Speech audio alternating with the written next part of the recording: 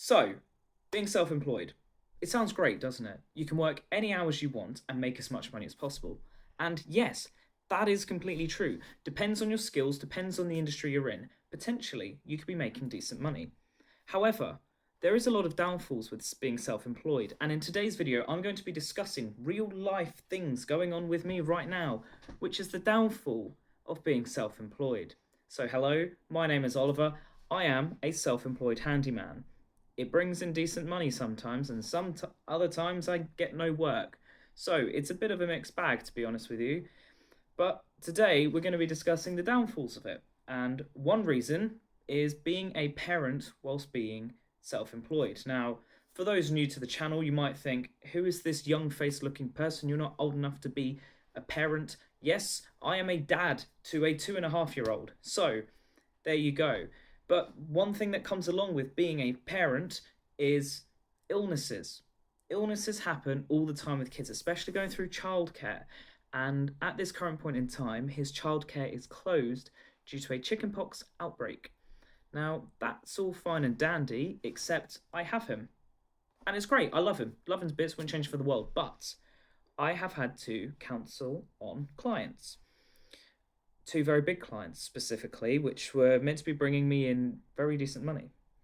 And unfortunately, because I've had to cancel on them, it looks like, it looks like they're going to go with someone else now, which is infuriating, to be honest with you, because I have had materials ordered in and I am trying to get work in. And you might be thinking you should have taken a deposit for the materials and stuff. Yeah, and get a refund. Not the end of the world. So that's happening.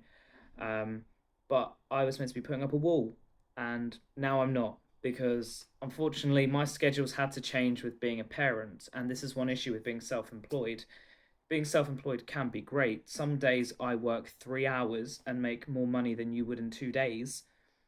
Other days I'm working, sometimes I've done night shifts to 4 in the morning, to be honest with you, and it can be antagonizing and stressful. And then sometimes you don't charge enough, and then sometimes people say you're charging too much. It is such a mixed bag out there. But then you find the sweet spot, the bit where you can charge, and it's great. Being a self-employed handyman, everyone needs a handyman.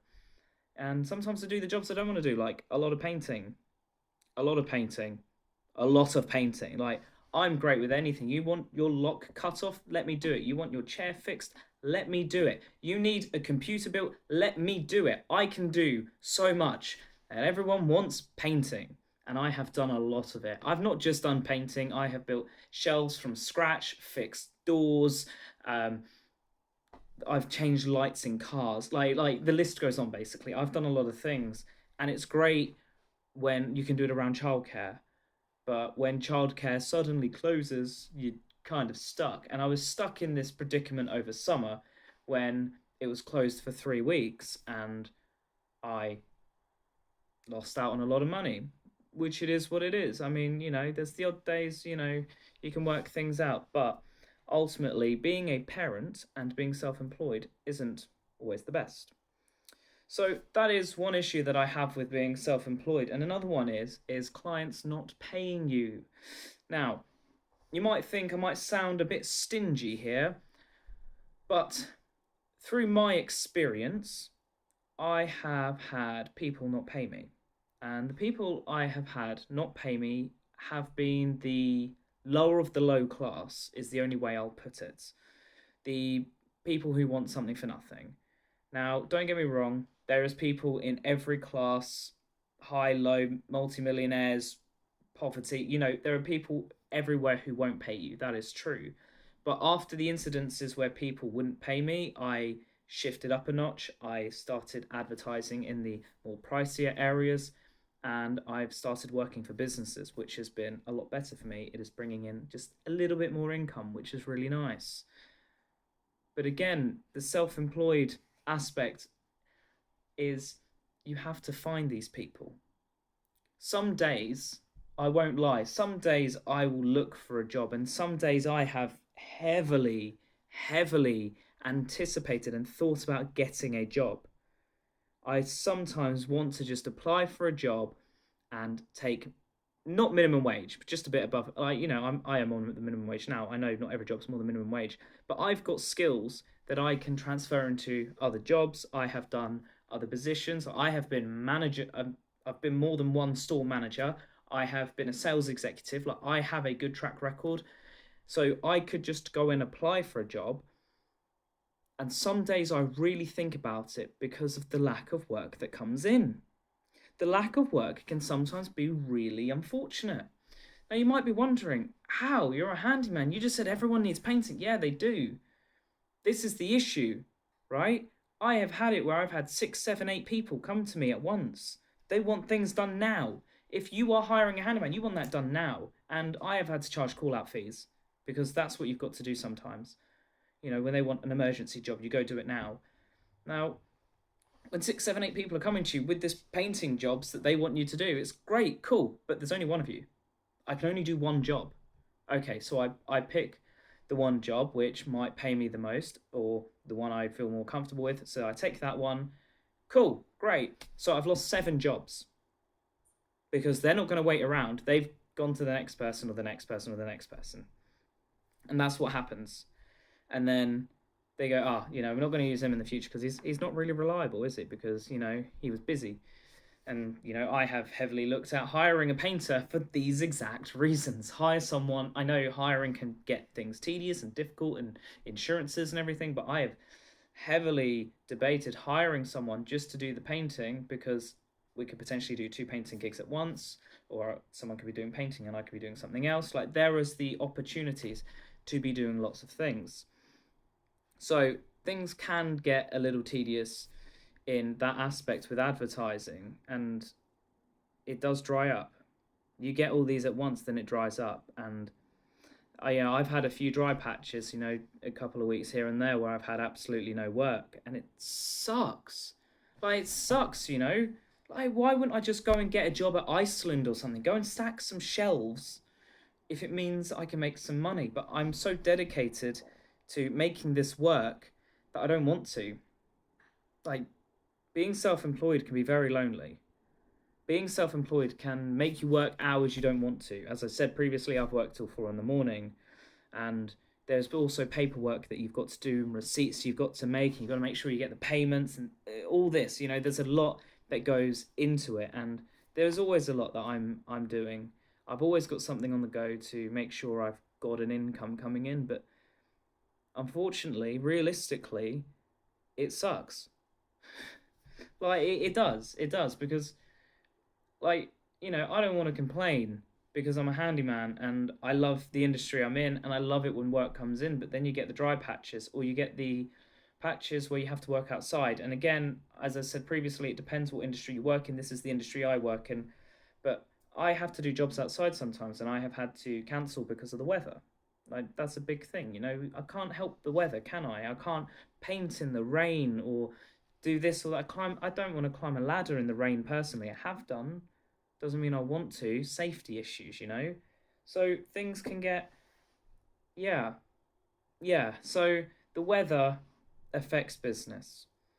Finding customers can be difficult. I advertise on Facebook personally. That's where I go because my clientele is the older generation. I'm not looking for people on TikTok, so I don't even do my business on TikTok or anything like that. I'm sure I could, and I'm sure I could get a following from it, but that's just not what I do.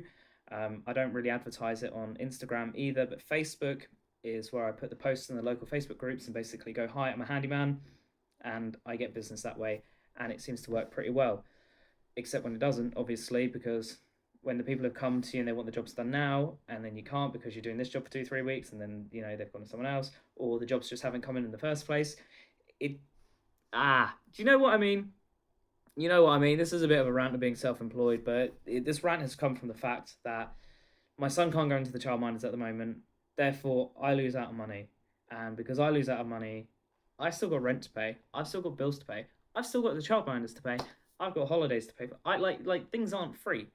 So yeah, it's just a little rant about being self-employed. Ultimately, my goal is to continue forever being self-employed. I don't really want to go back into a job. If I was to go back into a job, it would be purely for learning. That would be my tactic. Or I would pick up some sort of like delivery driving sort of job in the evenings, purely to just bring in extra money. Just like if I'm I'm so close to getting a deposit for a house or an investment or something, I'd just go and do some delivery driving and bring in that little bit of extra income. So that's what I would do.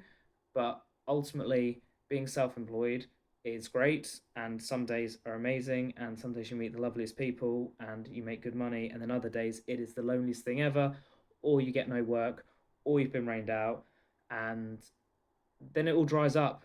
And then you've got to advertise all over again and bring people in all over again. And that's where I'm reaching now, because I'm going to be losing out on a couple of clients. I'm now at the point where I have to start advertising all over again and bringing more people in, which doesn't help because personally I have a holiday booked for New Zealand, so I've got a holiday in a couple of weeks. So if I start advertising now for work, it'd be like work that I can do once he's back in the childminders, which if he gets chickenpox himself, he might be off another week, and then I might only have a few days to work, like 2-3 days in between, because he doesn't go to childminders every day, so I'll only have a few days to work. Do you get what I mean? Like if I advertise, I can only work these set days, but then more something overruns, but then I'm going on holiday for 2.5 weeks, I'm not going to be around. So it's like, do I basically sit here until November? I mean, I'm going on holiday, obviously, but it's, I'm in a catch-22 now. I'm in a catch-22. So yeah, that was just my little rant about being self-employed. Some days are amazing. Some days I get really, really good money, and other days I don't. And what do I do with the money? I put it on rent, and I invest a lot of money. Not a lot. It's not a lot. I'm not a millionaire or anything like that, but I invest what I can into the stock market every single month, and I am currently expanding my portfolio. So yeah, and the ultimate goal with me being a handyman is to convert properties and do up rooms and properties and businesses, and basically just build an income from that, because that's what I want to do. That's a career, so that'd be a nice career to have. Anyways, adios, my Miss Amigos. I shall see you guys all in the next video, which will be up very soon. Please don't forget to like this video and subscribe if you're new. Adios, my Miss Amigos, and I shall see you guys all in the next video, which will be up tomorrow. I do apologize because it's just been a bit me ranty about being self-employed, but honestly, if you have the chance to be self-employed, do it. I wouldn't ever contradict someone being self-employed, as long as you are going into something where you really believe that it's going to make money. I don't want anyone to be going into being self-employed and be like, well, we'll just see what happens. It's like, no, like if you have something, do it. If you have something to provide, like I have stupid skills which I have not shown people, skills that I've been told, they're online ones, but they're like, just go and do this. But I like being a hands-on person personally. But if you have these skills that you can do, editing a video, making a thumbnail, fitting doors. Do you know how many people can't hang doors? Like if you can hang a door, right? If you can plane and hang a door, you are going to make good money. So yeah. And if I told you a career to pick plumbing. Seriously, pick plumbing. Plumbing is the best. I can do quite a lot of plumbing. It's all right. It can be smelly work sometimes. Good money. Anyways, adios. I shall see you guys all in the next video. If you can be self-employed, do it. Take that risk. You miss 100% of the shots you don't take. Goodbye.